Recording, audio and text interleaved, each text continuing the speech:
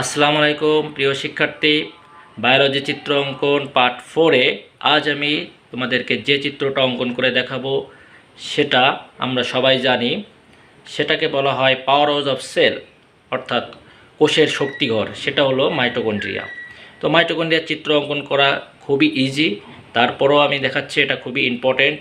তো চলো শুরু করা যাক কীভাবে মাইটোকন্ড্রিয়ার চিত্র আমরা সহজে অঙ্কন করতে পারি।